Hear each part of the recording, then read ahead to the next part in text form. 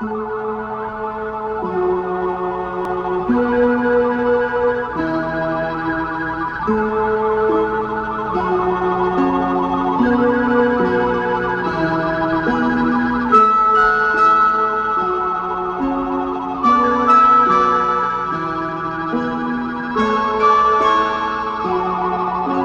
how's it going, everybody? Welcome to another episode of Zoobox Goes to the Movies. My wife, Sarah, is making her triumphant return, and today we're going to be talking about one of her favorite movies, They Shoot Horses, Don't They? Easy come. People are the ultimate spectacle. And now you're going to see it, Yowza, the Derby! One couple, and only one, will waltz out of here over broken bodies and broken dreams, carrying the grand prize of $1,500 silver dollars. And believe me, these wonderful kids deserve your cheers, because each one of them is fighting down pain, exhaustion, weariness, struggling to keep going, battling to win. And isn't that the American way? It is a 1969 American psychological drama directed by Sydney Pollack and based on Horace McCoy's novel of the same name. It stars Jane Fonda, Michael Cesarin, Susanna York, Red Buttons, Bruce Dern, Bonnie Bedelia, and Gig Young. The film focuses on a disparate group of individuals desperate to win a Depression-era dance marathon and an opportunistic MC who urges them on. Help me.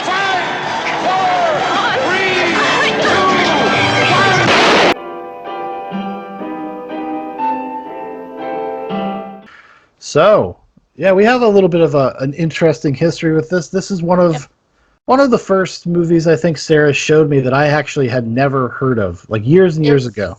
Yeah, it's actually the first, because I made mental note of that, because it was just like, I like film, but I'm not like you, And so it's very rare I can bring something up, and you don't know about it, or never even heard of it, actually. So we were just talking one night, and I remember mentioning it. You're like, I don't know what that is. And I was like, wait, what? Yeah, and back then, it was actually kind of a harder movie to come by. And I think it's probably still up there. It was on YouTube. We watched it on YouTube Yeah, that's how I found it.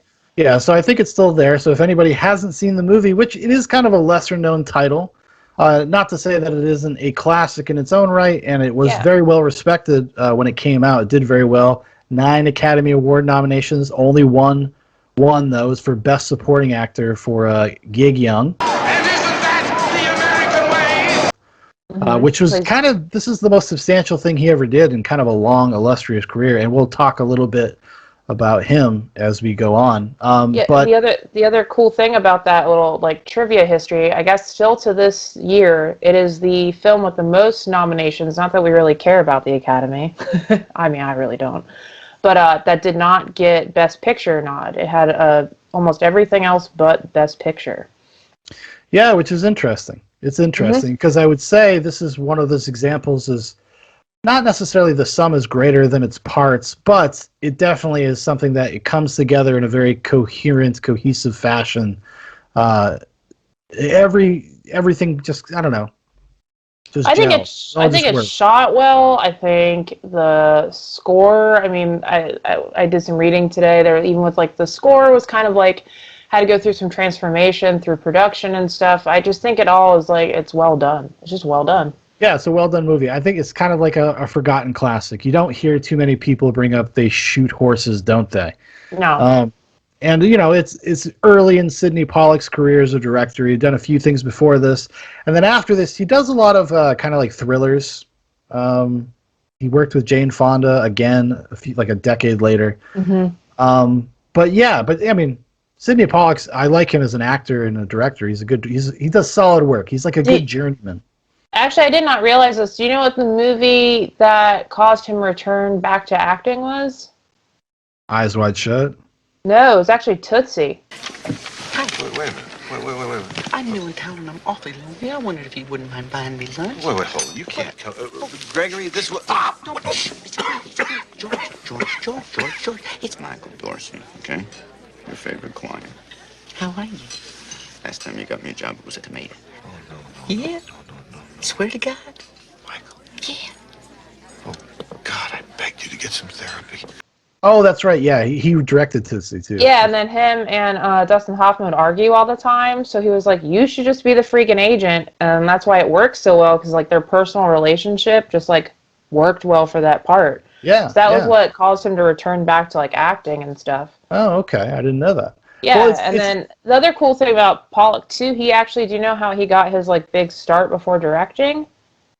no, I don't. He was like a dialect and linguist person for young actors, and then someone saw him. It was actually with RKO, which actually is important because that's Horace McCoy has a relationship with RKO. Um, but it's just really interesting because someone walked in, they're like, "What are you doing this? Like, you should be a director," and that just put him on that trek. Well, the reason why I brought up his later filmography is because They Shoot Horses, Don't They? Is such a director's statement. It's such like a tour de force for a director, for a visionary, that I don't think any of his other movies, at least the ones that I have seen, really have that same distinctive stamp. Like, there is a real energy here. There's a real passion behind this material that I think really comes through in the direction. Oh, yeah. And we'll get into some of the scenes as we go on, but I think the one that really kind of highlights it is the Derby scenes. Yowza, yowza, come on, let's hear it, folks.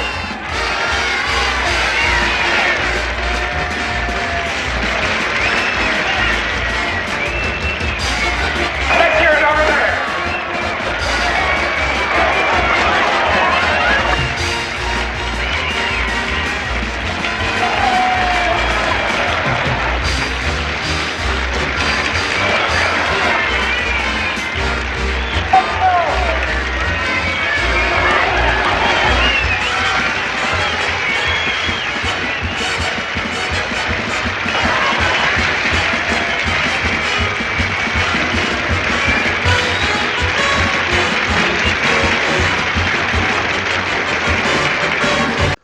The Derby scenes are so manic and impressively shot, and you really, really feel like you're on the floor, and the exhaustion.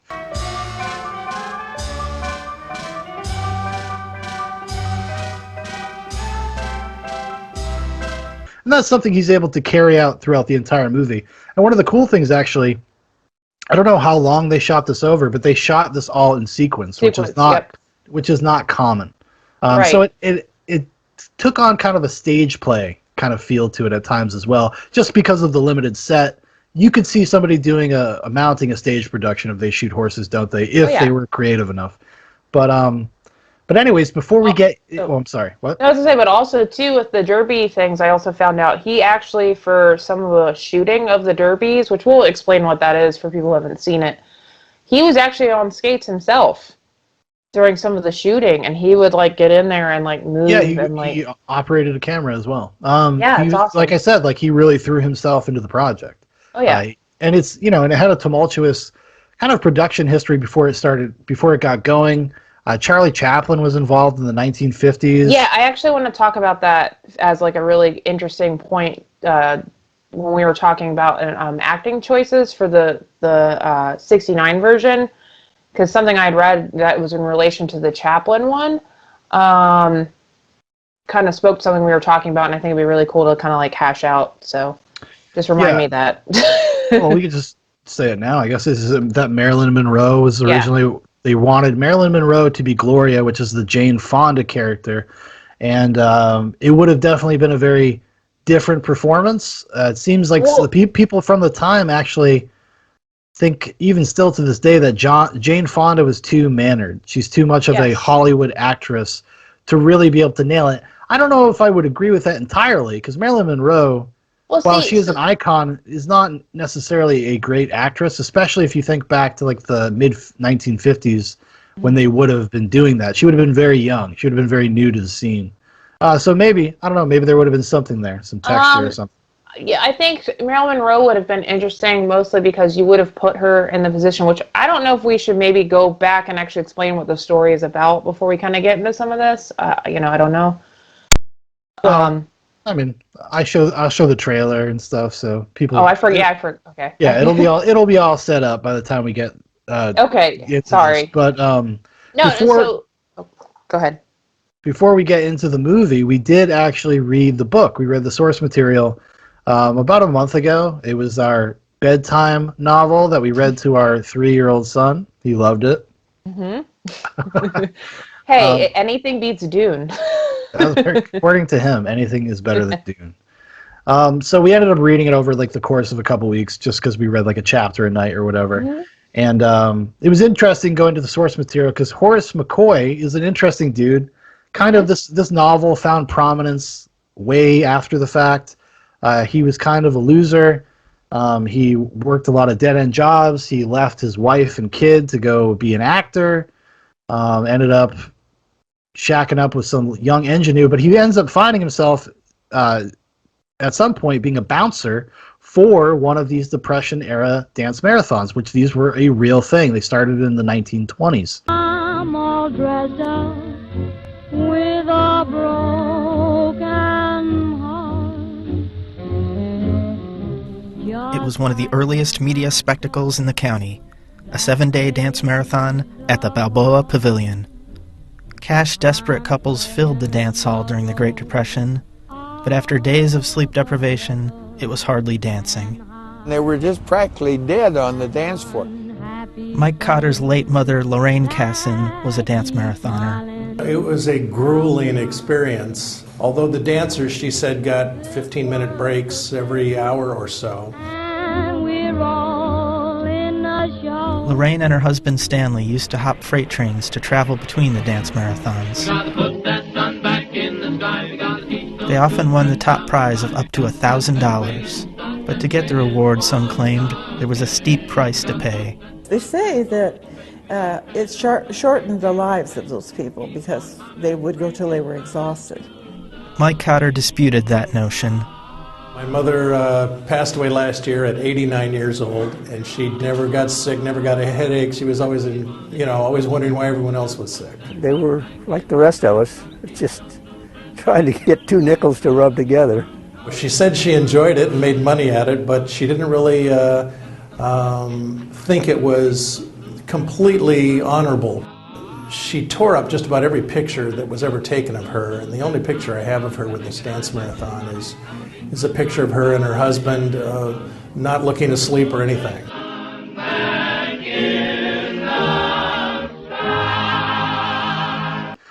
And then I don't know how long they lasted. I don't think they lasted a lot longer past the 30s, but no, they lasted into like the end of the 30s because there was like 2 things that became like the big hammer that kind of came down against these like dance marathons. So they started in the 20s because it was on like the kind of the crest of the modern Olympics, right? So people were in like awe of like competition and endurance and world records. That started becoming a thing, and it's also in the zeitgeist of the 20s where everything is just like grand. And so it started as like dance marathons like the Charleston, things like that, and then so one of the most famous examples it's a lady called Alma Cummings, and it was in New York in 1923. She did a 27-hour straight like waltz. So she just had people coming in and out dancing with her, and so for 20 hours straight without stopping, she waltzed. Okay. And then within 3 weeks, that record had been broke 9 times over across the country because it became such a thing to like break records, make records, become these like pillars of grandeur because that's like the time you're in. It's like something. I feel like it happens like every 20 years. Like people reinvest in like the Guinness Book of World Records and like trying to break those records. Do you remember when we were young, the TV Not so show? much anymore, but yeah, I do remember that. Yeah, right. And you would think it would have inspired a lot more public spectacle, but it really didn't. There's something I think with our generation that's so apathetic that we're just like, no, hey, good for you. Just keep clicking. Yeah. What's the next one? Right. Show me the next episode. That's crazy. Let me just skip through this. This is not a TikTok-length video. It's like when the first time I saw this, I was completely ignorant of dance marathons from the Depression era. I had no idea that they were a thing. Really? So when I watch the movie, we'll talk about the novel and the movie kind of interchangeably, but when I saw the movie for the first time, I I thought it was like dystopian. Like I didn't realize that it was like a literal like no, this is really how it was. Yeah, I didn't based think on. in my mind, my points of reference were like, oh, it's like The Running Man.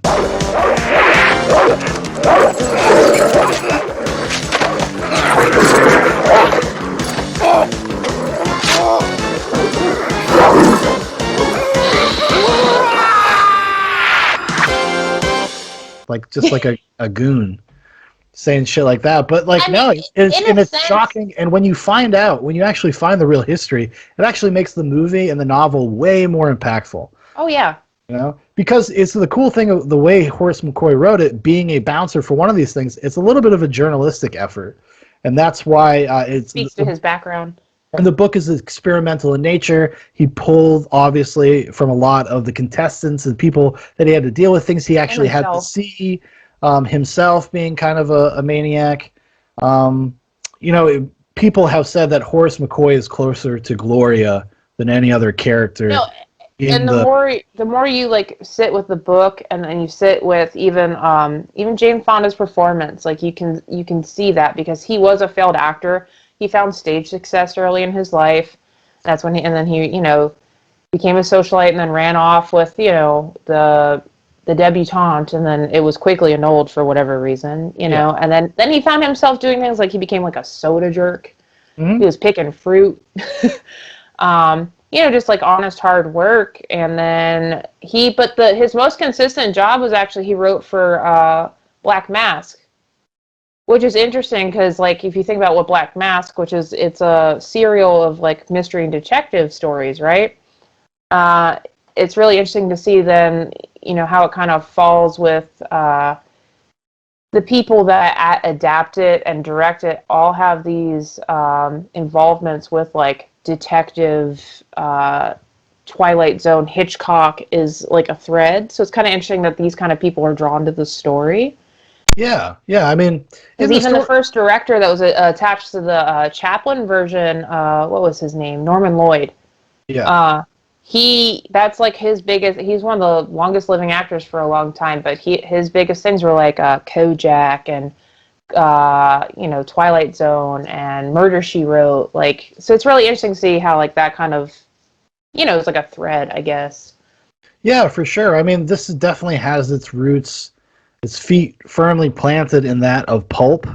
It's a very pulpy book, but it's more empathetic and more personal than a lot of stories that like this. Like if you read a lot of science fiction, you don't read a lot of dystopian stuff, there's an impersonal nature, especially from that era. And Horace McCoy really seems like he likes his characters. He doesn't really judge them. You're left to kind of make your own opinions, like about Gloria, especially. Like Gloria would be a very easy character to demonize, especially in the early 1930s when this book actually comes out. For a lot of her stances, yeah. Oh, for sure. I mean, she's like, she's pro-abortion. She's a nihilist. She's apathetic to a fault. So that's like the other cool thing about this book. While it was always like a kind of a success in America, it actually in France, obviously the French are just, whatever, but it became this big, like actually like a existential like read in the circles. And when you first like passingly, to be fair, I did not read the book before we read it together. I just seen the movie a bunch, and the more you sit with that and think about it, it makes sense because it really does. Like the more times you view these people and the stories, and every time you think about a different person or the situation, like it weighs heavy on like the world and what was going on, and then even yourself sometimes. And well, I think existential. It was like really ahead of its time. Yeah, existential dread is a theme that runs through the story and all of the characters because they're like afraid of this, of like not existing. They feel like they're not going to exist, that they're not going to matter. They don't have a place in the world. Like life is hard. What does that mean for the individual? What does that mean for their life, for their family, for their legacy? And that's something, it was weird. When I was just thinking about it today, as preparing to record it, I was like, it reminded me a lot of Albert Camus' The Stranger. Yes. L'étranger, The Stranger, or The Outsider is a 1942 novel by French author Albert Camus. Though it is a work of fiction, it is often cited as an example of Camus' philosophy of absurdism. The Stranger has had a profound impact on millions of readers. Through the story of an ordinary man unwittingly drawn into a senseless murder on an Algerian beach, Camus explored what he termed the nakedness of man faced with the absurd. I don't know if people at home are familiar with that, but he's a French existentialist, Albert Camus, and he wrote this book called The Stranger, which is about basically a Gloria-esque character. Mm-hmm. This unrepentant nihilist. And there's definitely a lot of that in there. And I can't remember. The Stranger definitely was written after They Shoot Horses. Oh, yeah. And then it's also, I know you're not a huge fan of Notes from Underground, but there's like hinges of that, especially because it's like stream of consciousness. So what you're reading is like either like a stream of memories or like from a journal. And They Shoot Horses, it's from Robert, so Gloria's dancing partner. It's from his recantment and memory. Mm-hmm. Because what the book does is it sets you up like kind of through the trial and then him weaving in and out of the trial. So stylistically for a book, it's really like, it was really innovative at the time, for when it was written. But also you're being told through the existence of a person. So it definitely, I think, is an unaccredited like influence on those circles. And then those circles are what have influenced a ton of, especially like modern philosophy and literature. The parents of postmodernism in a weird way. And I would say that, Your favorite. maybe Horace McCoy, I like reading that stuff. I don't think it's just not realistically to try to apply it in any meaningful way. But Horace McCoy is kind of like I guess maybe in my naive, untrained, uneducated mind is probably like a ground zero for an era of that stuff. Oh, 100%, yeah. I know that there was people that have dealt with the subject matter, for hundreds of years before, but in terms of popular media in a pulp sense, Horace McCoy is probably up there with only has a few other contemporaries that would have been doing this kind of work. And it's probably more by happenstance, He was not really a professional writer. He did it because he needed to make money. Mm-hmm. And this is what he did. That's why it has its weird structure. That's why it is stream of consciousness. That's why it kind of drifts in from like memory to dream to the immediate. Like it's a unique piece of fiction. I don't know if I would recommend it to everybody. I thought it was a little tedious reading it. No, can I tell you something though? As someone that was, because you were the one that was reading it, hearing it read is awesome. Well, it's because I have such a nice reading voice. No, actually, you do, though. It's like that's the sad thing. No, but it's also, I think the only thing that is lost, and I think it's something we should mention too, and it also speaks to like how it's kind of ahead of its time, was so when it's in like a book format, every time a chapter changes or starts, it's with part of Robert's sentence. Yes. Because, something happens. We can spoil it. We can spoil it. He shoots Gloria in the head at her behest. Hence the title. They shoot horses, don't they? As if you would shoot a lame horse. That is literally that's the parallel. I understand that, but there's a lot more like nuance to it, man. No, that's it. That's it. He's this just thing like is useless now. Horses. It's like a horse without a cock. It's got no reason to live. Could have lived with one leg, Petey. With one leg. That is fucked up. He couldn't have lived like that. He was an athlete. That's like taking away a horse's cock. That's all he had. Fuck you, Donnie. You were wrong. Well, that's your opinion, but I don't want to talk about it all day. Let's drink to the dead. Or a broken leg. Well, what if that horse is a mare? It's doubly so. Yeah, doubly right? So. Oh, goddamn. What was I getting at? No, so what you do, though, is so it starts with whenever the judge is speaking, the font size is huge. Yeah. And then it slowly, the font size changes until the last thing that is said in the book is actually, may God have mercy on your soul, and it's like small. Yes. And like that even in itself amongst the stream of consciousness and memory and relation, that was very new back in like the time he was writing. Like even just like visual, I don't know what I say, style that was effective in that way was so cool. So that was the only thing you would lose as someone like hearing it out loud. But when you hear it read, it reads just like the movie, but I would say I preferred the book because there is so much more focus on character and background and those kinds of things, and we can get more into that. Yeah, I would say the film is a very faithful adaptation, but it's a movie and it's an adaptation. So there's combining of characters. I think there's a few new characters to kind of illustrate like what's a bunch of characters are supposed to do. And it does feel, what's the right word? It's like choppy a little bit. I would say the movie has like a choppy, disjointed feel. Yeah, that's the word I'm looking for. Disjointed feel. At times. And I didn't pick it up the first time I watched it, though. It was only after reading the book where I saw where they were cutting to and all the stuff that happened in between that they weren't doing. Right. And they weren't actually clearly illustrating sometimes how we get to places, like emotionally. Especially, I think the character that probably suffers the most, ironically, is probably Gloria. Oh, yeah. You lose so much of her personality. And not to say that I think they do a bad job, and I think Jane Fonda does give a great performance. It is one of her best performances, in my opinion. But it's there is like the internal pathology of her, or in her psychology, is kind of, it's harder to discern, which makes the ending seem a little abrupt, I guess, in hindsight.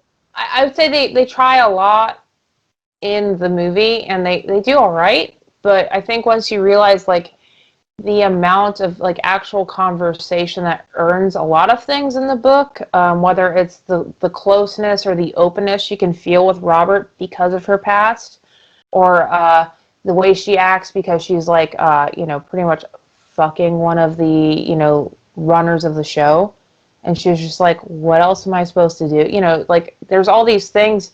It's implied in the movie. I would say like it's kind of like the snow cap or the tip of the iceberg in it, where it's like it reveals just that much to where when you get to the next point, it's like I've seen this much, but in the book there's that whole well underneath of it that is exposed. Because in the movie, Gloria does, her parents are dead. She has to go live on a farm with her uncle and aunt, and her uncle's always making passes at her and like hitting on her, and kind of almost aggressively so sometimes. Kansas, Texas, mostly Dallas. That must have been nice. Nice? Well, I've never actually been through there, but that's the way it always seemed to me. Like you could look just about anywhere and see land. I mean, with nothing set down on it. Yeah, it's great. I'm a real sucker for dirt and cactus. That's how come I left. Well, why did you leave? You ever been to bed with a Syrian who chewed tobacco? Well, if anybody ever asks you, you can tell them there's no future in it. What do you want, the whole floor? Oh, I'm terribly sorry. I wish she's throwing it around. Her feet'll last longer than her rear end. He was a butcher. Who was? Syrian. Hey, listen, I didn't mean to be personal. I didn't mean to be personal. Yeah, then why'd you ask? Well, just to make conversation. I mean, we're going to be stuck together for a long time. Don't strain anything for me. All right. It's literally mentioned in one sentence in the movie. Yes, yeah. And then you have to kind of like pick up on nuance and hope that you were hearing that. But in the book, there's literally almost a page worth of explanation of like an experience, right? Yes, and which I understand. I mean, that's the nature of adaptation, and I do think, like you said, it's in the movie. It's just not as explicit. It's not as well-rounded, and just because Gloria is such a complicated character, to turn her into just kind of a, I don't know, a little like a rote character in the movie. She's a little bit more rote, more predictable. She's just kind of like, in the book, I never got the sense that she was like a hateful bitch. But in the movie, Jane Fonda plays her like a hateful bitch, like much more explicitly. Herself. Like in the book, it is much more understated, that stuff. like her venom, she definitely throws it out there a few times, and it's in the movie as well. They make mention of it. There's Especially because it's a pregnant contestant. Yeah, there's a character, Ruby, and she's pregnant, and she basically confronts her at every break. When's the baby due? Don't know. What'd the doctor say?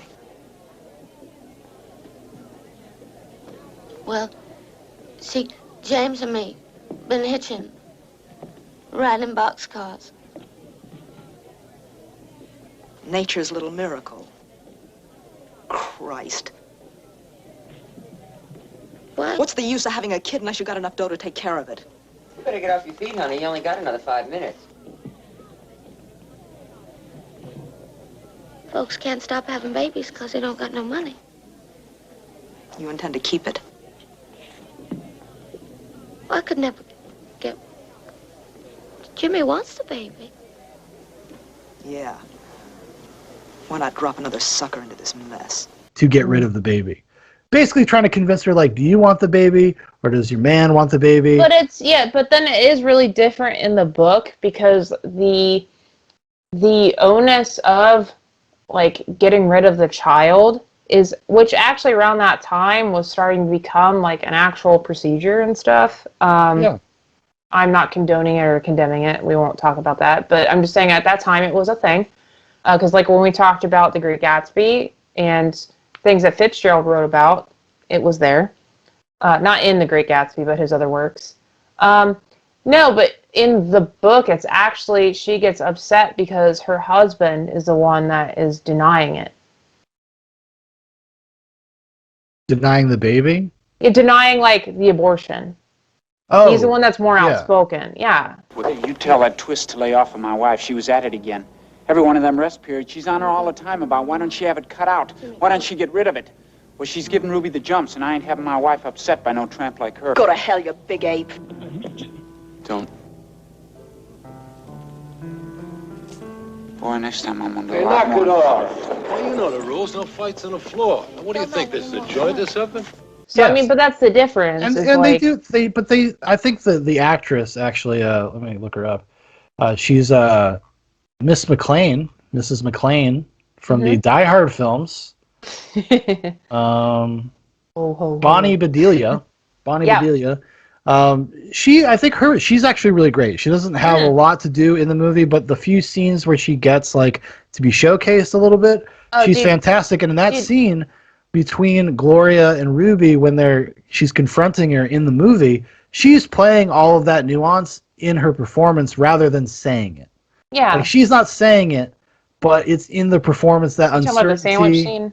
No, I'm talking about when Gloria confronts her about being pregnant and being in the show. No, you're and right. why are you keeping the baby? She's playing everything that's in the book just subtly in the performance, in terms of, like, the uncertainty and not really knowing and kind of just doing it for her boyfriend, but also for herself. Like, she doesn't know. She's very confused. Why are we doing a dance competition? Like, I don't know. My boyfriend wants to. There's all these kind of things that are happening in that scene, and it's just not explicitly telling you. But if you're familiar with the source material and you're just paying attention, maybe very closely, I think all that stuff is there. I think it's way more fairly represented in the case of Ruby than it is in Gloria. Oh, 100%. I'd even say, even though he is, I did look it up after we talked, the sailor Red Buttons character, he was added. Like, I think he was present, but it was kind of more exacerbated for lack of a better word, pushing a plot forward, because literally his corpse pushes her forward. Well, it's literally like it's the utility. It's a utility move. It's like there's 5 characters that represent that character's experience, and they just put it into one person. Yeah, because so in the book they start with 142 couples, and then I think by the time Gloria literally taps out, I think they're only down like in the 20s or something like that. Like, it's still not it's measurable but not graspable, if you know what I'm saying. Like, you know, it's still like but even that transition in the book's a lot different, because I just feel like you get more of, like, the move to go outside and the claustrophobia that's felt by, like, Robert, because that's like the big push. I will, to speak back to, so Ruby, it's really interesting because that's where a lot of these dance contests in history started with, was it preyed on like poor rural people, especially like farmers, to come in and get more income, because they would literally set the prize mark right above what yearly they would make. Like once the Depression kind of started like slowly integrating in. So like I'm really proud, or not proud, but I'm just like happy that like they do represent kind of like what happened, because so they have the farmer couple and they have the middle lost people and then like the actual Hollywood people, because that's what happened. It just more and more became less of a spectacle and like more of a necessity that people could do.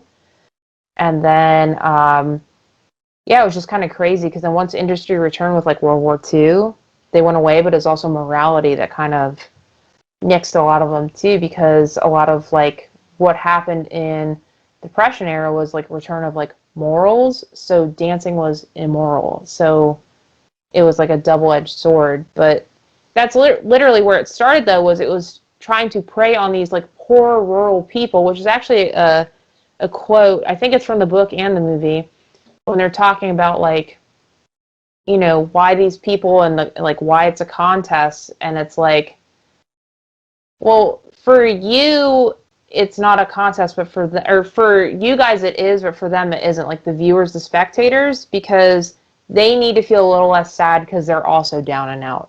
Mm-hmm. So you are here to feel less down and out because you have the potential to get like shoes and like sponsorships and money. And you are here to make them feel a little less sad because their money's starting to go away too. It's like really gross and weird, you know? Yeah. In the movie and the book, and the movie does a good job, I think, of kind of exposing the predatory nature of the people that run the thing and the dynamics between the crowd and the people and how they play all that stuff off each other. I mean, that's present in very early on in the movie when they are basically selecting the contestants, the couples that will be in the dance marathon. Tyragora, copium base. No number. Hey, look, he's got another one. It's medicine. I gotta take it for my stomach. So take it somewhere else. I got enough trouble without a hop in. You heard him. School's over. Blow. That's no fair, just because the guy's got a bad Hire a stomach. lawyer. Come on, next. Move it up. Once between hitches, I worked a cattle boat out of Galveston. Same thing, you know what I mean? No, I didn't think I do, actually. Well, what I mean is, if you think about it, cattle ain't got it much worse than us. They got it better. There's always somebody feeding them. Sure. Stuffing them up good for the slaughter pen. Right down the chute, and some big dumb bull is standing there with a sledgehammer. Boom. They don't know what's gonna happen. That puts them one up on us, don't it? Yeah. If you think of it that way. What's the matter with him? Nothing. It reminded me, and I made a note about it. It was like, oh, this is the same way they cast reality television. It was the 100%. same. It's the same dynamic. You need certain types of personalities. You need a hero. You need a villain. You need like things like that, so the crowd can emotionally invest in watching this spectacle. Yeah, because like in the book, like so they marry a couple for like viewership, and people start coming because like, oh, these people getting married in this hard time, and they're doing this, and then like the married couple is actually supposed to be disqualified, and then they just pick another couple, you know, that goes, you know, so it's for like viewership. But I will say, and we did last night, we were kind of trying to mesh through everything, trying to figure out the way the book portrays Gloria and Robert is different than the movie, and it's because they actually both don't get cast for a role that day, and they're on the street. Yeah. And they kind of just start talking almost like a bus stop scenario, and then she's just like, hey, you want to do this thing with me? And then they go. In the movie, he's just like wandering around dopey in the because sun. I think that they're trying to like illustrate the same point that kind of the book's making, but just in a more clear cinematic fashion. He has to be like an idealistic farm boy that is just kind of bored, and I think Robert is actually a very interesting character. He's a plot character for sure, but a very interesting character in his own right, because he is completely of service. He's always being used, and he's always doing things at the behest of other people. And I think that's also part of like what's supposed to, in the movie version, to build up towards what he does at the end, which is he kills Gloria because she doesn't have the courage to kill herself. So please help me. And that's his nature. You have set up his nature by that point in the movie. Like from him becoming a contestant, he was just kind of just asked to do it. You got any other suggestions? Get yourself another partner. Yeah, where?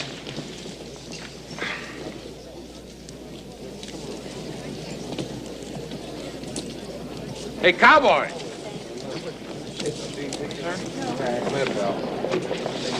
Yeah, you. Come here. Good luck, Bates. Keep the line moving. Look, I was just out walking. I didn't come here to be in... Matter of fact. What's your name, cowboy? Robert Cyberton. Rocky. In a minute. You got a partner, Richard? No, it's Robert. No, I was just walking. There you are, miss. How's he gonna dance in those things? How do You I mean the know? boots? They're not mine. I roomed with another guy. He went away and left them He's gonna behind. break an arch. Take him off a pair of shoes. Or maybe you'd rather wait for the Prince of Wales. Have I got a choice? Yeah. Take it or leave it. And so he does it.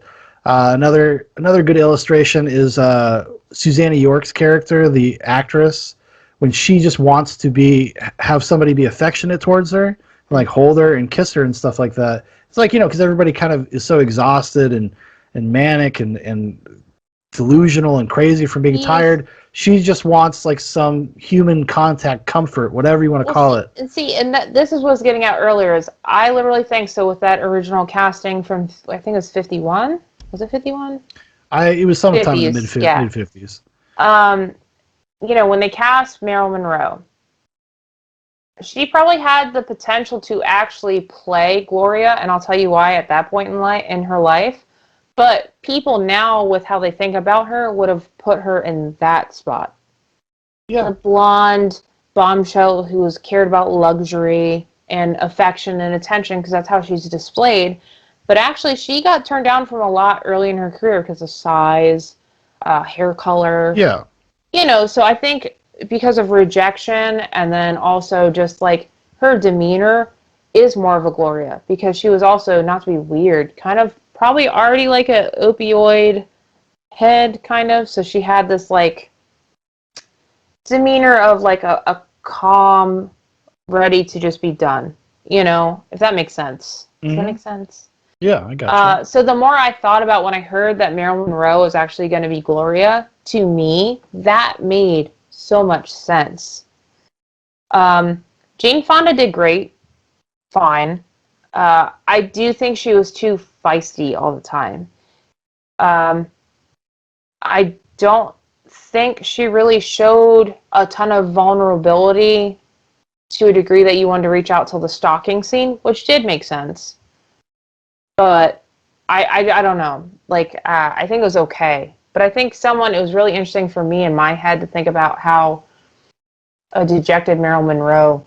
Well, because Jane Fonda gives a performance. It's like a big performance. Yeah. Don't fucking touch me. All these kind of things where she's like very externalized. She externalizes. As you said, raping the MC. Yes. She externalizes everything.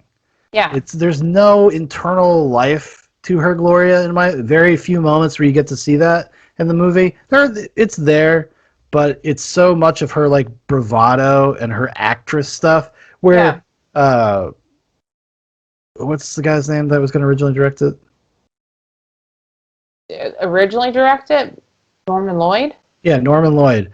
That was his criticism of her. He was just like, she's too much of an actress. Like, she's too much of a proper actress. Yeah. He wanted to cast Marilyn Monroe, as you kind of intimated at the time, because Marilyn Monroe was probably more actually like Gloria, rather than hiring an actress to give a performance. That, like I said, not to say that Jane Fonda is bad in this. I don't think she's bad. Don't say that, because she's going to send some ninjas to her house or something. But there is something about it where it's like, it's very clear that you're watching Jane Fonda give a good performance, but a performance nonetheless. You don't really get lost in her character, which I do think in some ways negatively affects kind of the end of the movie. It just doesn't hit home as close. I could say even like Michael Cera's and the guy who plays Robert. He's a little bit of an empty vessel. He is in every movie I've ever seen that guy in. I've only maybe cognizantly only seen him in this movie. What else has he been in? I don't know if he would have been anything you may have heard of. Yeah. Well, I'm sorry. The one that comes to mind is the reincarnation of Peter Proud. The Reincarnation of Peter Proud. The best-selling novel is now an electrifying motion picture. Who are you, Peter Proud? If I tried to explain, you'd probably think I was insane. Look, you are a one-man revelation. Of all the people in the world, Sam, why me? The Reincarnation of Peter Proud. The story of a man's obsessive search for a prior existence. I know I've been here before. Jeff, she thinks you're her son. The Reincarnation of Peter Proud, starring Michael Saracen and Jennifer O'Neill. Who are you, Peter Proud? Will give you second thoughts about a second life. Because I was there. Marcia, no. Because I was there.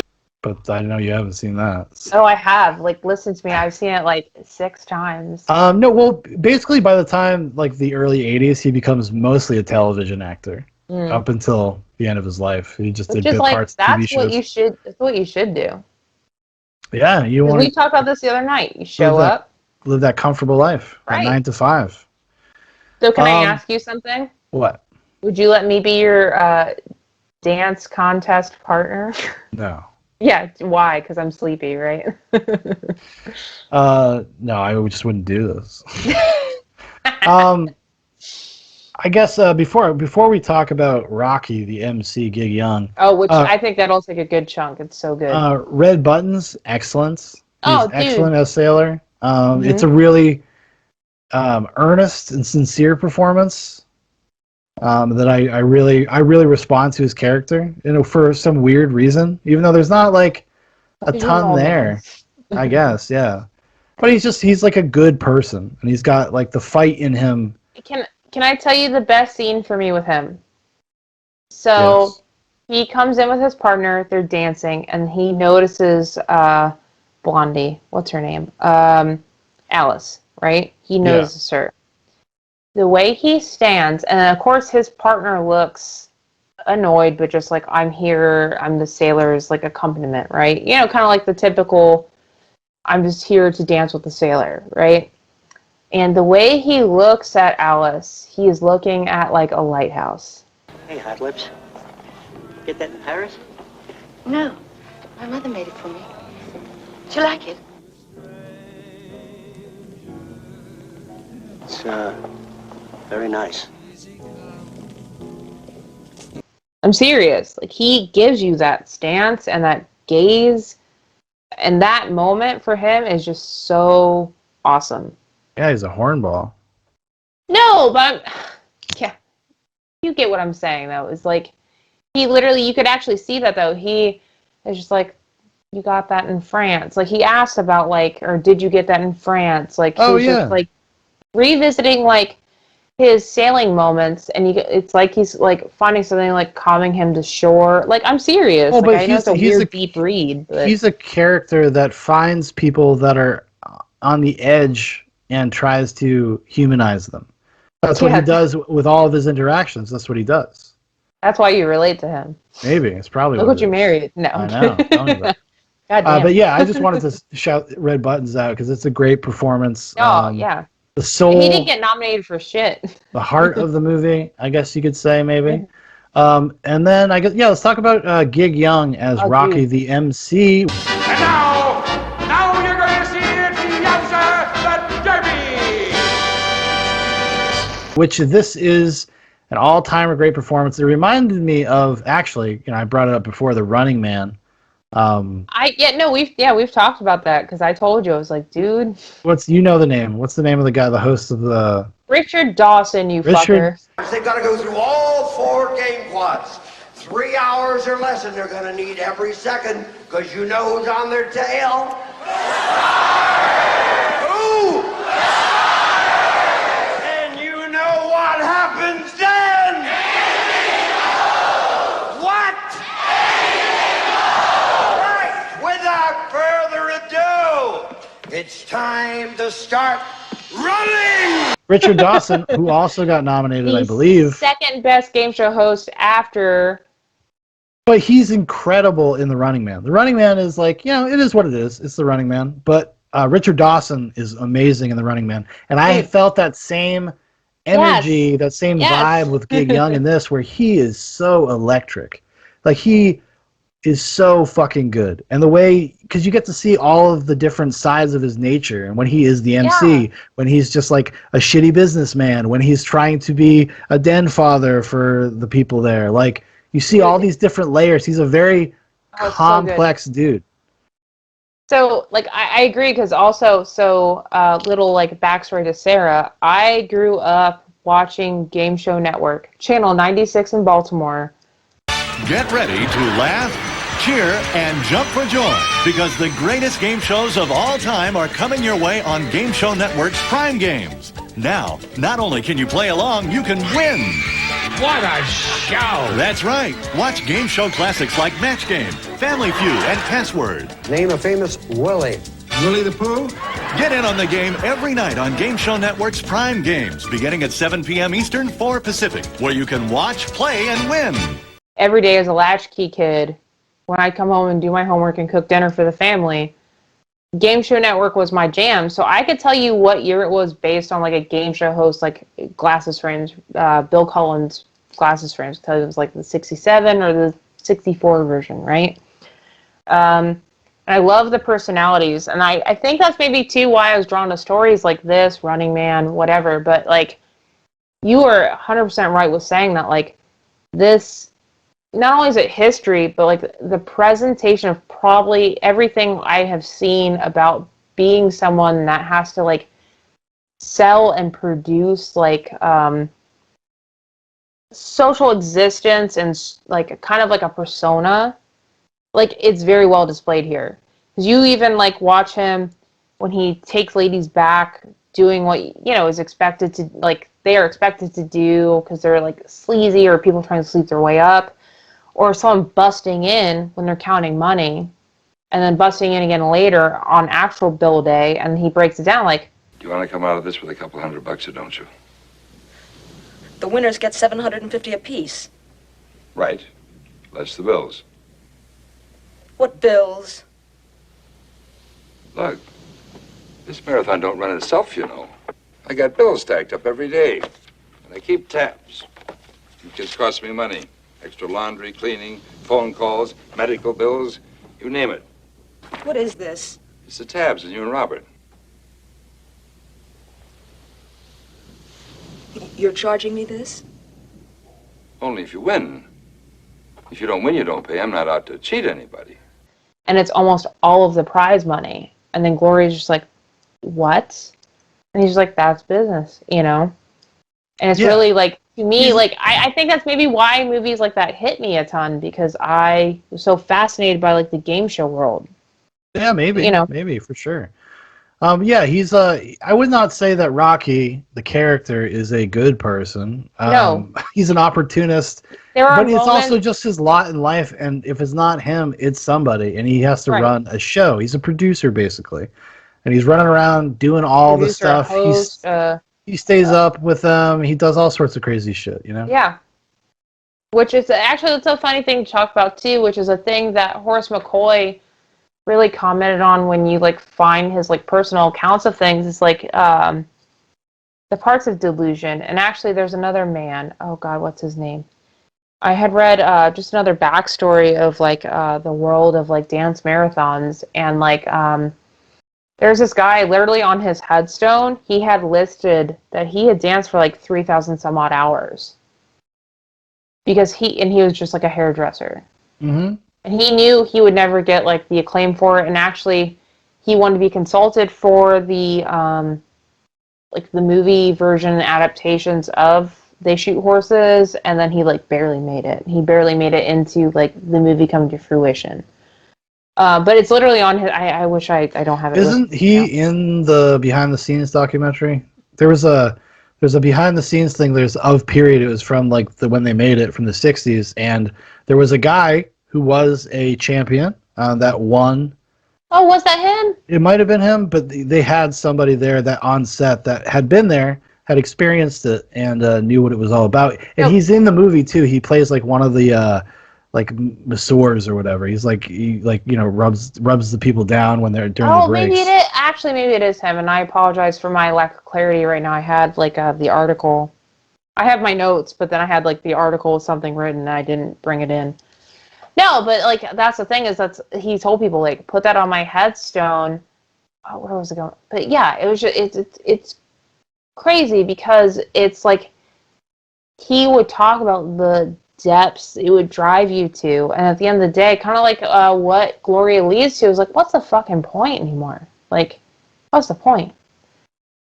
And then that's why she like denies the mayor's like, why do I want a fucking toaster for like this? And you're just gonna take half it back, like. Well, because there's a subtext to Gloria's character where she feels like this is her last chance. Yeah. She even kind of says it. She even says it out loud. She's like, "I'm tired of losing."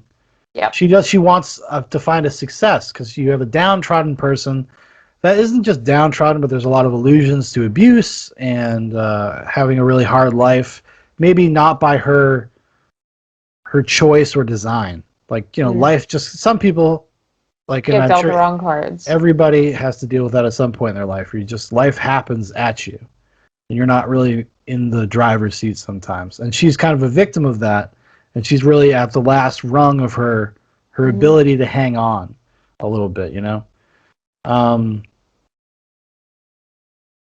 but yeah. No, I don't. But that's how all the characters feel. Like that's kind of the essence of the dance marathon, at least in the movie. Is there is this point of desperation. That's why Robert's kind of like an interloper. He doesn't really know why he's there. He doesn't really know why he's doing it, other than he was asked to. So he's just gonna see it through because that's what he does. Yeah, he's just kind of like a floater. Actually, so you probably would have ended up in a dance contest. So, I mean, like, that's something I think that's illustrated in the beginning, in the opening moments of the movie. There's like a dream-like sequence of him when he was a young child having to put down a horse with his grandfather or whatever. That's just to answer to what he actually says in the book. No, I know that. No, what I'm just saying, but it shows you that he is the type of person that he bears witness to things and then takes care of it. And he does the thing. Yeah. And I think that's, having to put down a beautiful horse that he's chasing through a meadow, and then it breaks his leg, and now you got a lame horse. Now it's going to die. And it's just a matter of fact to him. It's not even like, that's why when Gloria asks him to do that, sure, you can add on the psychosis and everything that's going on because of being up for so long, and, at that point they've been dancing for 1,100 hours or whatever.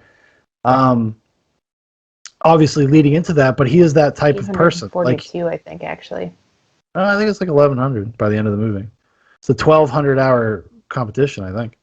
Okay. No, okay. Anyways, that doesn't really matter. But yeah, like he just looks at it in the same way in his mind. Like that's just what he's doing.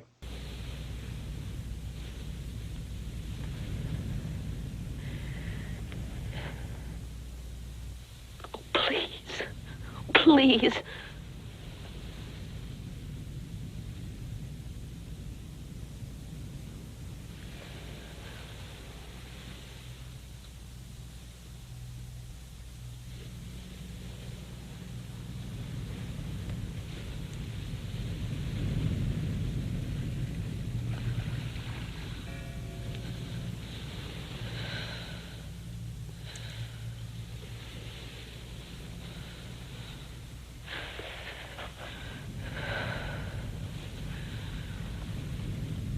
Tell me when.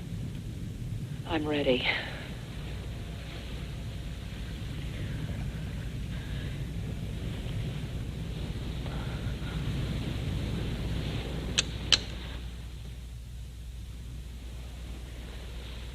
No? Now.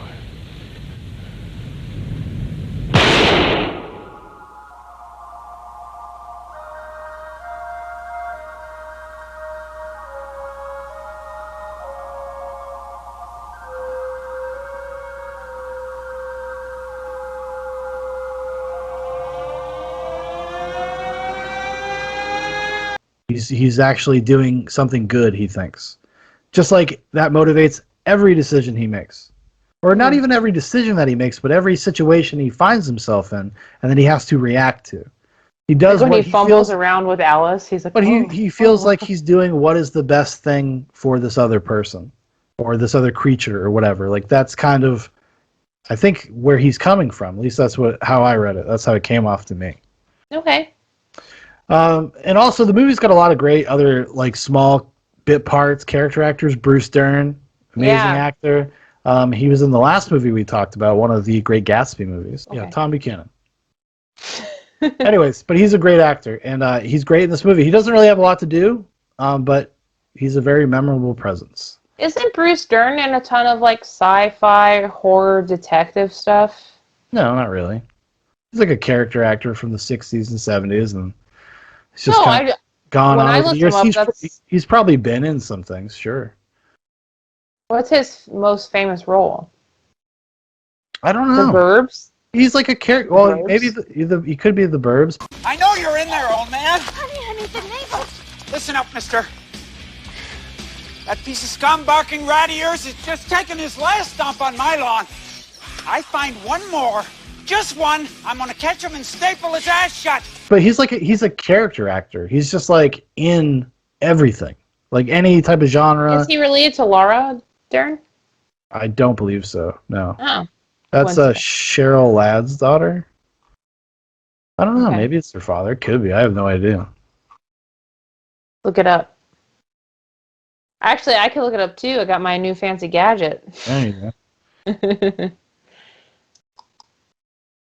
Oh, I don't think so. I don't think he's related to her. Oh, no, it's just interesting. But yeah, he's great. He's great in this. He plays Bonnie Bedelia, Ruby. He plays her husband, James. Other actors that people will recognize, definitely Al Lewis, Grandpa Munster as Turkey. He's Rocky's right-hand man, and he doesn't really have much dialogue or anything, but he is very entertaining, very memorable presence. Again, like the movie's because I just even full look of, at you, I'm like, who's that? I mean, the movie's just full of like recognizable faces of like people from that era, actors of that time. Even if they didn't have big parts, you know. Which is funny because that's actually what Norman Lloyd actually there is another adaptation too that kind of fell apart. They were like, we don't need the funding and we don't need the faces. And then when that fell apart and they started casting it the bigger like faces and more recognizable actors, they were like, no, this is why it's falling apart. But I think that's what makes this movie too, because it's so, like the subject matter, it's so pared down and stuff to where that kind of makes sense, where you would maybe see someone like that was like a big shot, or like you'd see someone that was trying to come up. Like that's kind of why I think the way this movie was actually casted made sense. Well, because it's one of those things that's like a career-making movie potentially. Like if you're a young actor. Mm-hmm. These are really good roles, you know, and you're going to want to be involved in that. It makes sense in a certain respect that once it got noticed, it kind of just picked up traction. You know, but they tried to make it a few times. I know we've been talking about the one in particular with Marilyn Monroe, but there were, I think, 2 other times. I know Truffaut also wanted to make a version. Really? Yeah, which would have been interesting, but. And apparently the original script, because this is like, they were ready to go with a different writer. He wrote a script, and I believe he actually even has a credit. Yeah, James Poe. Because Poe, yeah. Sydney Pollack and somebody else actually rewrote his script. Yes. But apparently he had a much darker version of the story. That's what I'm sorry. I suppose that's who I was talking about. Okay. Well, I suppose that's like the only way I think you can really make it darker would be, how? I mean, like, keep it closer to the book? I mean, the book is dark, but I think this movie is actually pretty dark too. I mean, I don't know. No, so what he actually did was, so he was the one, I'm sorry I misremembered, but he was the one that, originally mostly wrote everything out, was going to like take the helm, said he didn't need as much money, and even casted his wife, I think, as Alice. And then the way it kind of like came together, it just like fell apart, and it was really like tough on everyone because he couldn't even get to the like stage level that they got with the one room with Pollack. Like, it was really weird. Well, you gotta, just to bring that up, the production design is incredible, and they actually every light repurposed. is overhead in that movie. Yeah, well, and they actually repurposed a real little thing on a pier that was kind of dilapidated, and I believe had been used for dance competitions at one point. Really? Yeah, and they went in there, and then it became like kind of a hot spot for bands, like the Rolling Stones would. The Rolling practice Stones there. the Rolling Stones, and then there's like one other band used that whole space as like a touring rehearsal space. So Yeah. So it was, but they did a great job. I mean, they really transformed that place because the movie, like we had said before, part of like kind of the atmosphere of the movie is claustrophobia, and it really gives you a good sense of that in the way that they shoot the space, and also the way that just the space is set up. Like everything's like these. There's the big dance hall, but everything else is like these small little rooms. But it everywhere. actually It's cramped is space. just a small little space Oh, I know in that. the middle of the ocean. Like, Well, it's not in crazy. the middle of the ocean. It's on a pier. No, but you get what I'm saying. But it makes you feel like you're in the middle of the ocean. Like, Yeah. it gives you. Which is something that is way more present in the book, just kind of talking about the claustrophobia angle. That is a big part of the book, is Robert always thinking about what's going on outside and listening to the crashing waves on the floor. Can you feel that? What? The ocean. The waves, you can feel them right through the floor. You know, even when you're a long ways away from it, you can still feel it sometimes. Not where I'm from. The way they do it in the movie is to have Robert like notice there's like a broken window that he can kind of see sunlight from. What are you looking at? There's a partially broken window up there someplace. I was trying to see if it was light out yet. It's 4 o'clock in the morning. Yeah, I know. Sometimes down by the beach it gets light by 4. That's And how they people illustrate it People in the aren't movie. paying to but- see you stare at the sun. You know. Yeah, but but in the book it's like a big part of it. It's a big part of his character. Mhm. And the way they design all that stuff. But I think the movie does a good job of getting that sense across by just the way they shot it. The cinematography is really great. The cinematography, Philip H. Lathrop, take that. He did a bunch of movies from the time, The Driver, Earthquake, the original Pink Panther from 1963. Of note. Yeah. Good DP. Good DP. The production design, Harry Horner, who we were just talking about. Mm-hmm. He did a lot of great work. Also kind of a storied, a workman guy, been working in the business for a long time. He did The Hustler, The Heiress, Vicky. Those seem like the big titles. Did a bunch of TV. He was also a director. But he did good work. He did some really great work. It really gives you like a tangible... There's like a great texture to the movie in that space as well. Like you really feel like you're inside there and like it's a real place. Yeah. You know? It really communicates that very well. I'll say yes and no. And the best scene I think is when Robert has his moment of weakness with Alice, and they're like trying to fool around, and then like you have like the people like trying to bring in props. And he's like, "Be quiet. Who is it?" And it's just some guy like trying to put a sign in. Like I get that, but I didn't feel that claustrophobic. Oh, I did. Just all those people just on top of each other every break, and I mean it becomes less and less so obviously as the marathon goes on. But I don't know. I got a sense of that myself. Okay, I'm just saying, so maybe for me, hearing more of like the internal dialogue and stories sometimes was more impactful to me. But I will say that the best scene to me actually is right after the end, and they give that final shot. Yowza, yowza, yowza! Here they are again! These wonderful, wonderful kids, still struggling, still hoping. As the clock of fate ticks away, the dance of destiny continues. The marathon goes on and on and on. How long can they last? Let's hear it. Come on. Let's hear it. Let's hear it. Let's hear it. Like that, because he's just like the camera swoops down. He gives that grand scale, and there's still people dancing, and he's still unaffected, even though he had kind of a relationship with Gloria. And Yeah, the still, show must go on. yeah, dude, I Life will say continues. that to me is still one of the, and that's why I love that movie a ton, because that is so beautiful. Because she gets shot, you actually see the recoil, and then going into the vision of the horse, and it pulls back, and then you're back in the dance, and Gig Young's character is just like, hey guys, you know, we're all still just dancing. And that's Yowza, so... yowza, yowza. Yeah, yowza, yowza, yowza. To me, that's so great. Yeah. I mean, it's the nature of this. I think kind of the darker edge of the story is that these things will keep grinding, regardless if you were there or not. So do you think actually we'll get to a point in our life where like we'll have to do actual things like that, or are we going to have to just be reminded by literature and What, like dance competitions? No, just like forms of exploitation actually.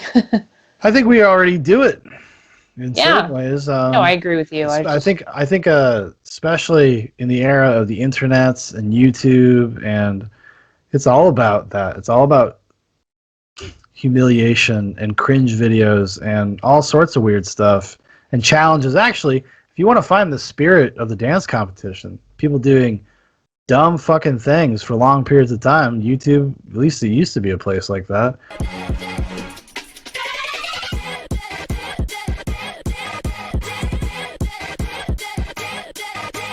People listen to the same song for 40 hours or something like that and live stream it, you know? Really? Yeah. Oh, yeah. So, all sorts of weird shit like that. Wait, do they get money for it? No, I mean, I guess they get money in the sense of advertisement from YouTube, but... Because what I'm just going to do is play Electric Blue or Sound and Vision by David Bowie for 40 hours in our room. There you go. I mean, I don't know. I think it's just something that is on the... It's always been there. There's always just been different versions of it. Like I kind of said earlier, you know, the way even the dance competition, the marathon is constructed is like a modern reality show. No, 100%. It's about casting unique people. It's about for the maximum drama. It's not even about the thing that they're doing. Like if you watch, like, say, something like Survivor, it's not even like it's not really even about what they're doing. It's about who they are. That's what ends up being the thing that keeps you watching it. Is personality conflict. It has really not a lot to do with their actual achievements. You know, it's really not that interesting to watch people dive into a pool to try to find yellow rocks. Like it's just, it's not. Don't say that because we did that for half a summer. Oh, when we watch Survivor. Yeah, those things that's how they're designed. They are like really appeal to some sort of base thing inside of you. And I think the people that watch the dance marathons, both in the movie and in real life, like you said, it's a little bit of it's a reprieve. It's not, you're like, it's not that bad. At least I'm not eating donkey dicks or whatever, you know? Like, oh, God. And then we're all like, well, I would eat donkey dicks for $1 million. Of course I would. Look at me. I would too. Dude. Yeah, why not? Double Just donkey a dicks. donkey. I get $2 million? Yeah. $1 million for every donkey dick consumed. Well, give me a baker's dozen. So. Actually, I probably wouldn't be able to. I'd be like, well. I feel like I could get through at least a couple. No, but anyway, I'm just saying, so for me, though, it's like the despair of someone that just like feels constantly, no matter what they do, it's not enough. It's not going to even make it just like you can just relax. You can't even just relax. And well, that's the whole thing at the end of the story when basically he's giving them itemized receipts for everything they've consumed and for the boarding and all this stuff. So even if you win, you're supposed to get $750 a piece, but really So you get it's like a safe house with you get like $400 basically. And you think, Right. And the people doing this stuff, they think like, oh, well, I'll be okay for a little while if I can just make it through this. Yeah. It'll give us a break for a year or however long, Which actually, that guy I mentioned earlier, which I really wish I had his name on me, he got to do that. He married his early dance partner. It didn't last, but they stayed together. And then he didn't have to do anything for a long, long time. Because he's just like, all right, we can live off this like 600 shared dollars. Yeah. And then they split. Damn. What a fool. Right? 600. 600 to the moon. I don't know. I mean, it's just like, I don't think we're that far removed from this kind of spectacle. No, and I think it's always existed. Like, you go back to the Roman times, it's the Colosseum. It's the same type of thing. Except this is just sadder because there's, sadder, quote unquote. No, it's not And sadder. Sorry. It's because it is the palpable sense of desperation in every contestant in the movie. Everybody is desperate. That's why they're doing it. They're not doing it because they fucking have some sort of national pride of winning a dance competition. But has Shaun, nothing that to do does with that. not make it sadder than a Coliseum. Let's just be clear on that. No, because a lot of people are just like slaved. Yeah, I know. No, I know. So they're just sad already. These people have their lives taken away from them. Those people are just born sad. There's nothing you can do about slaves. No, I know. But that's what I mean in a relative sense, like in more of like in a modern sense, like you can really empathize and understand like this idea of being that desperate. Like everybody's been down on their luck. Everybody's lived paycheck to paycheck at one point. Like, yeah, you can really feel that. And when you are in those moments, you think about the desperate things you would do to not feel that way anymore. It's like you're trying to exercise yourself of this sense of anxiety about your own life, that existential dread that we talked about before. Mm. And they see the dance competition as a pathway to do that, as a salve for that, even if it's only temporary. They just want like a little reprieve from the kind of the misery of their existence at the time. Yes. Not being able to find work, not being able to feed their kids, not being able to put a roof over their head, et cetera, et cetera. No, I know, and that's why it's like really, it is beautiful, because I actually think this is a time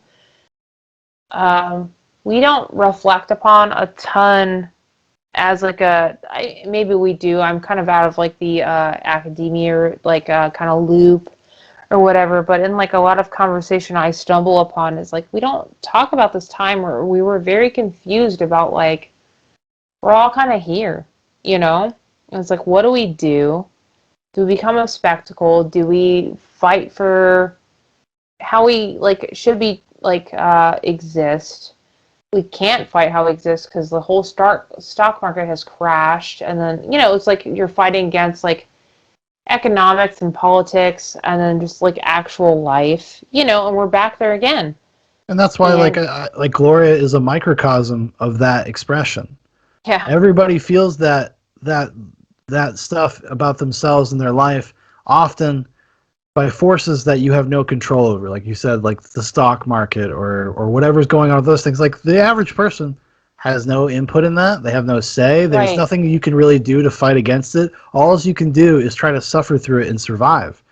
And that's where these people find themselves. Yeah, but then also you have the people that have to put on personal baggage added onto it too. So that's like the craziest thing. Like Gloria actually has a ton of personal crazy baggage, And they all do. She's like a distillation of that feeling, that emotion of helplessness and existential dread and not knowing or being able to see a path forward for herself.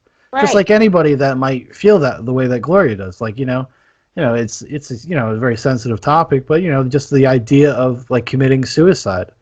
It's a desperate act in a weird way. It's in a certain sense it actually reflects a lot of what I've been saying for these characters. Is just make it stop.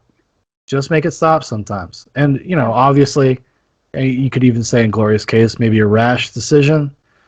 Maybe it's a short-sightedness that comes You never with know, with actually. youth and depression and not being able to see beyond your circumstances.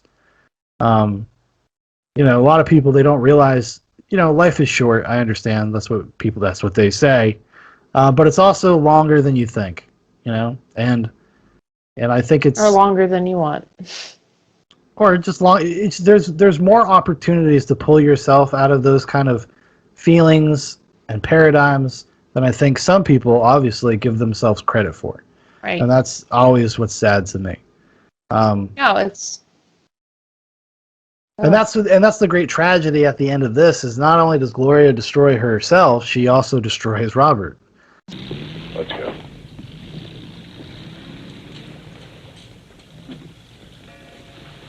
Why'd you do it, kid? She asked me to. Obliging bastard.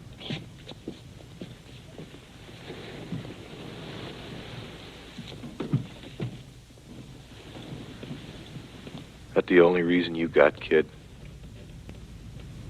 They shoot horses, don't they? I mean, the most innocent character, helpful character in the story is now going to be in jail because of Gloria. Actually, so I had my first thought. Do you think this is kind of like a Lenny situation? Yeah, that's how he looks at it. Yeah. No, well, I mean, it's not a one-to-one because Lenny was just going to get abused. He was going to get thrown in jail, and he was going to be because he was falsely accused of doing something, and he was too stupid to help himself or get himself out of the situation. So his But you brother... get what I'm saying, though? In terms of, just putting him out of his... It's not even... I mean, of Mice and Men, it's a little different in Mice of Men in terms of the paradox, or not the paradox, but just the context is so different. But you get what I'm saying, though? Yes, that's what I was going to say. But the impulse is similar. Yeah. Is to save somebody from some sort of torturous existence that they might be walking into. The difference between Gloria and Lenny is Lenny is a mentally handicapped person who doesn't know any better and is also very sensitive. Gloria is just a nihilist and intensely apathetic. She's a nihilist as a coping mechanism. That's her whole thing. She's not really a nihilist. That's why she cries at the stocking being ripped. Here, is this it? Oh, Jesus, I'm sorry.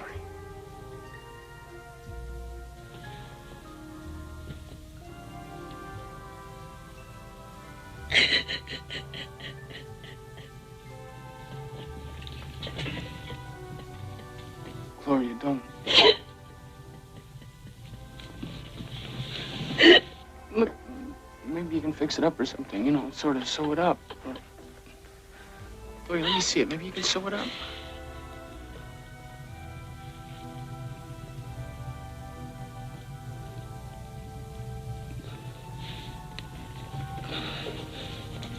Gloria.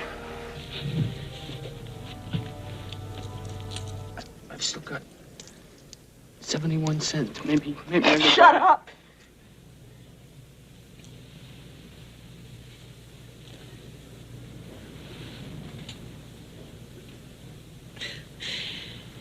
It's not the goddamn stocking anyway.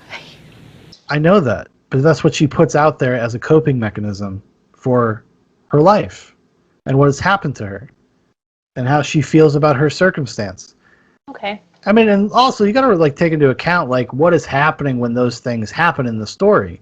When her stocking rips, it's the last thing that she feels like is hers, it's her possession, it's. Oh, and Robert only has 43 cents. Yeah. No, it's not that Robert has. What I'm saying is they're also sleep deprived and are a little crazy at that point. Emotions are high for everybody. But also she tries to rely on a partner as well. Yeah. No, I'm just saying, so she just got pushed back to Robert and then her stocking got ripped. Yeah, but the reason why she doesn't want to be Robert's partner anymore is petty bullshit.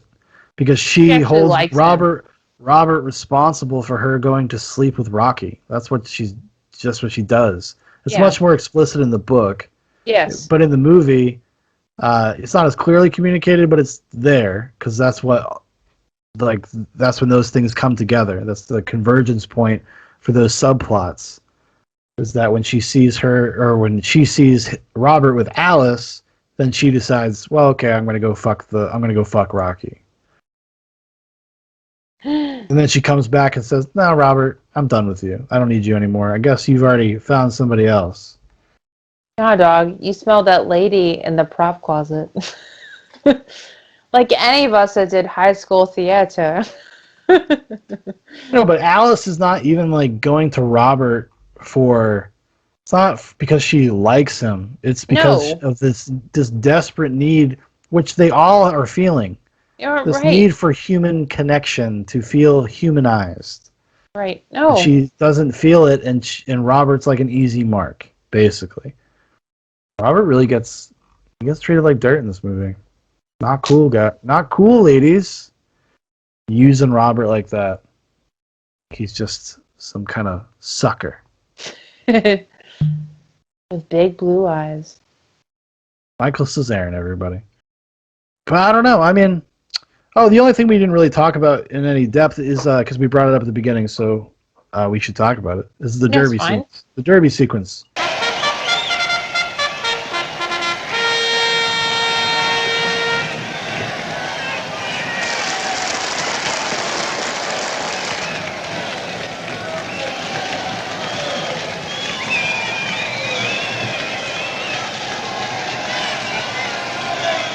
And looky, folks, they've got knees. They've got knees.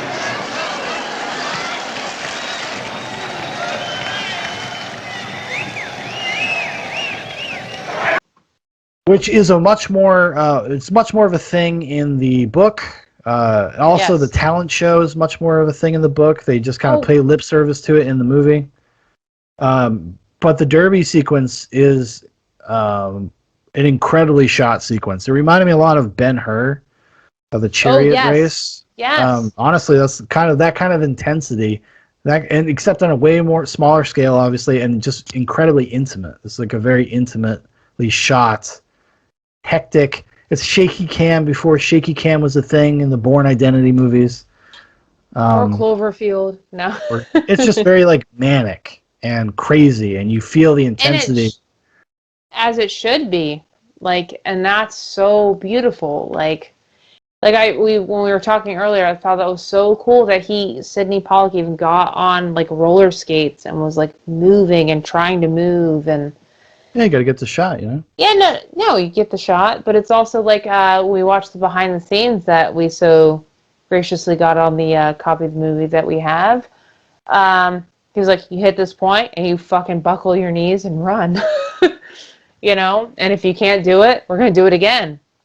And then with it being filmed in sequence, also makes sense because you're putting a mindset. And if you just lower it down and lower it down, they're going to be there. Not maybe to the degree of the actual people that had to go through marathons and the Depression, but it'll get them so depraved that they can maybe. Yeah, you can create. But we don't talk about him as much as we talk about Kubrick. Pollock? Well, Pollock is not even in the same category. That's a joke. It's Mr. Stanley Kubrick. Fix your sweater. It's falling off over there. Okay. It's not. I wouldn't. No, he's not. He doesn't. No, doesn't even write. The ghost of Kubrick will find you. Sydney Pollack, he was a big Kubrick fan though, and he was in Eyes Wide Shut as a personal favor to Stanley Kubrick after Harvey Keitel walked off the set. Yeah, just so everybody knows. Gosh. And also the talent show. That's a much bigger part of the book. But there is one great moment with Ruby in the movie when she sings. Yeah, she sings the song. Gosh. And it's really heartbreaking and really kind of brings you back down to earth. Belongs to everyone. The best things in life are free.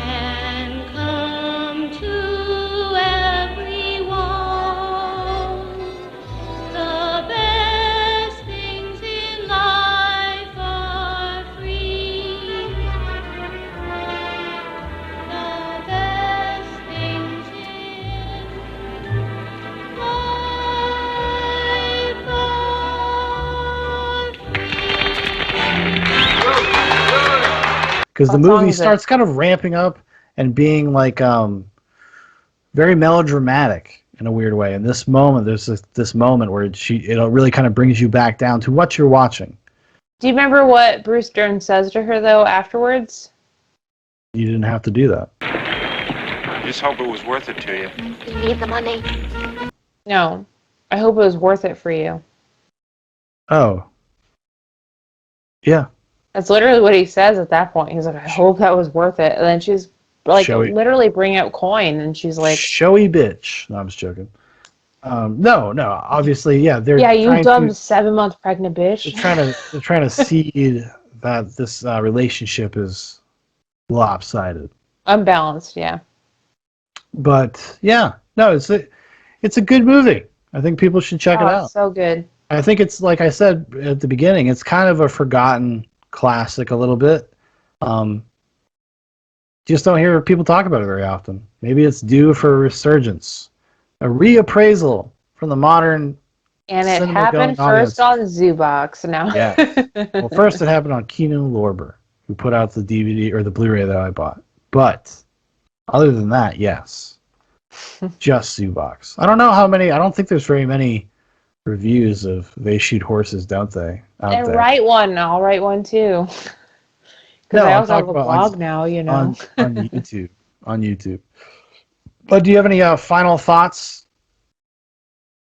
Yeah, I do. So this is another movie that literally you can watch 4 times through and pick something up from each person that you watch without history or any context, because it talks about how you feel about your position in life. And also, it's very well shot, and I don't know. I don't know how to explain it. It's just a really great movie because it says a lot without having to say a ton. Like, it is just about pushing through. Yeah. I agree.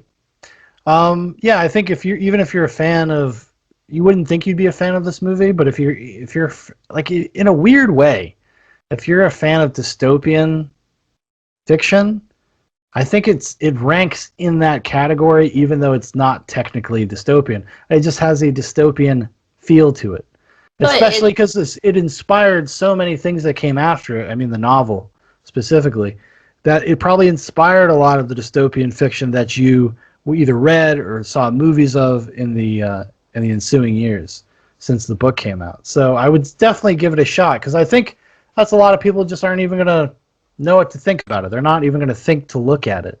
And I think it has a much broader appeal than you might imagine.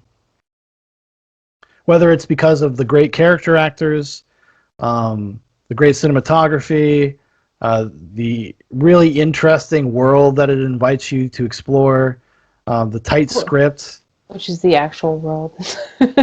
Yes, it's. I think it's well worth your time, and it's definitely a newer favorite of mine since I only watched it for the first time like 5 years ago. So, yeah, I would definitely give it the old recommend for sure.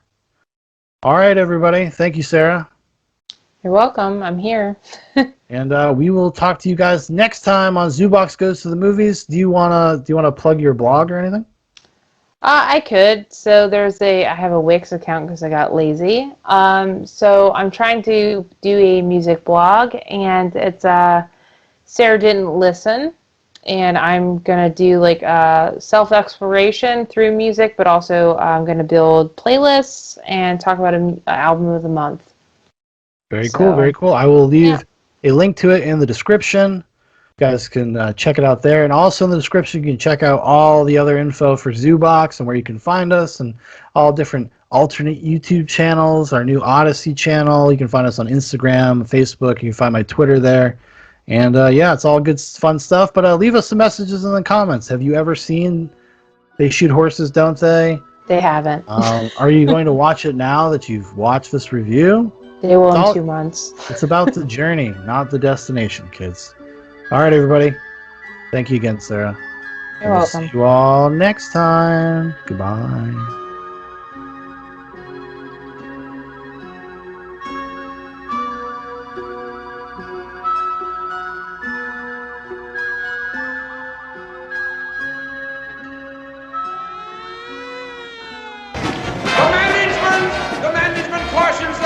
wagering is permitted, but you can always cheer on your favorite couple. And believe me, these wonderful kids deserve your cheers because each one of them is fighting down pain, exhaustion, weariness, struggling to keep going, battling to win. And isn't that the American way?